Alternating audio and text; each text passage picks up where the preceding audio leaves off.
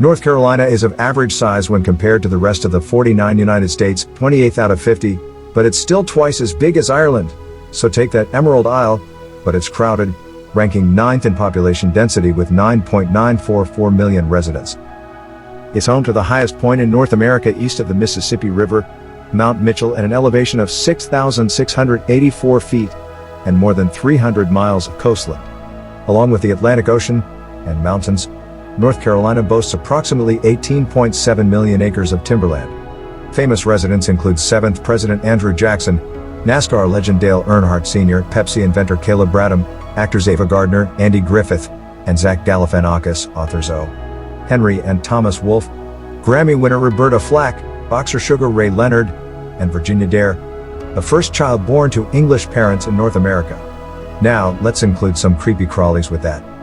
Lake Norman is a man-made lake, the result of the construction of the Cohen's Ford Dam between 1959 and 1964, but that doesn't mean it can't have the legend of a monster.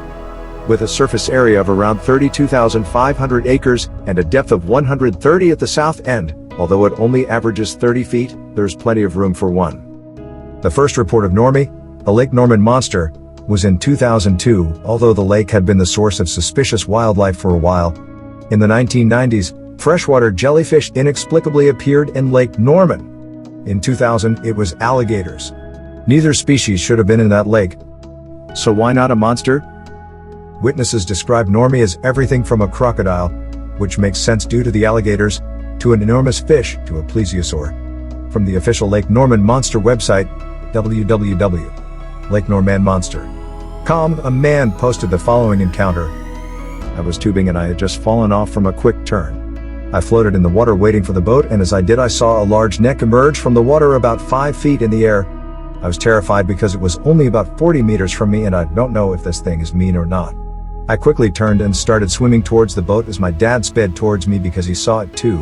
When I got on the boat, he said it disappeared right after I turned around, although there have been reports for decades of car-sized fish deep in the lake. Similar to mostly unsubstantiated reports from most man-made lakes across the country, at least 50 people have claimed seeing Normie in the past 50 decades. The area around Bladenboro, North Carolina, was terrorized by the sudden appearance of a large cat. Residents blamed for animal mutilations that involved livestock and pets with their jaws either broken or removed. The people of Bladenboro set out to hunt the beast, but it had vanished as quickly as it had come. 50 years later, the attacks returned with the same style of mutilations. The first encounter was December 29, 1953, when a resident of Clarkton, North Carolina, 8.5 miles from Bladenboro, went outside to investigate why her neighbor's dogs were barking. What she found was the beast, a large cat that melted into the night. 2 days later, the beast appeared again, this time near Bladenboro, where 2 farm dogs had been sucked dry of blood. More attacks followed. The owner of a local gas station watched a large, cat-like creature attack a dog and drag it into the trees. People blamed the increasing animal attacks on a panther or a bear. Then the beast attacked a local woman. When Mrs. C.E. Kinslaw went outside to check on yelping dogs, a dark creature the size of a cougar lunged at her. Her screams frightened the beast, and it bolted away. Although farmers soon after killed a large bobcat and deemed it the beast of Bladenboro, many people doubted that claim. The attack stopped nonetheless until 2003. Since then, more animals have been reported killed and drained of blood around the Bladenboro area, the largest being 3 horses. Whatever the beast of Bladenboro may be, one thing is certain: it's big. Valle Crucis, Latin for Valley of the Cross, is a tiny unincorporated community in the Appalachian Mountains. Once the location of a general store that served as a way station between civilization and the wilderness, today it is a cultural destination with a calendar filled with music and festivals. It's also home to legend. St. John's Episcopal Church, built in the 1860s, sits near the edge of the small community, and although it is usually as quiet the rest of the area, its graveyard is the territory of a hellhound. As the story goes, 2 students of a nearby college drove past the church in the dark when a black hulking shape leapt from behind a tombstone at the church and jumped into the road. The driver slammed on his brakes and came to rest on the shoulder of the rural highway. In front of the students was a snarling black dog the size of a man. It had blazing red eyes. The hell beast growled and began to pad toward the car when the terrified driver took his foot off the brake and stomped on the accelerator, tearing down the curvy highway at high speeds. The dog not only followed, it closed on the car. However, once the car crossed a bridge, the dog stopped chasing them and melted into the darkness. The ruins of ancient stone monuments dot the Appalachian Mountains, and according to Native American legends, these are buildings left by the Moon-Eyed People.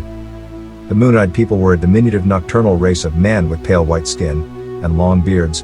They were unable to see in daylight. An 850-foot-long stone wall at the border of North Carolina and Georgia, built between approximately 400 to 500 CE, is credited to the Moon-Eyed People. The wall, anywhere from 2 to 6 feet tall, is said to be from a war the Moon-Eyed People fought against the Creek Indians who attacked during the full moon. Even the light of the full moon was too bright for the small bearded people, and the Creek drove the Moon-Eyed People underground, where they are said to remain. Some attribute the white-bearded Moon-Eyed People to another legend of Welsh travelers led by Prince Madoc who arrived in that general area of North America in 1170 CE.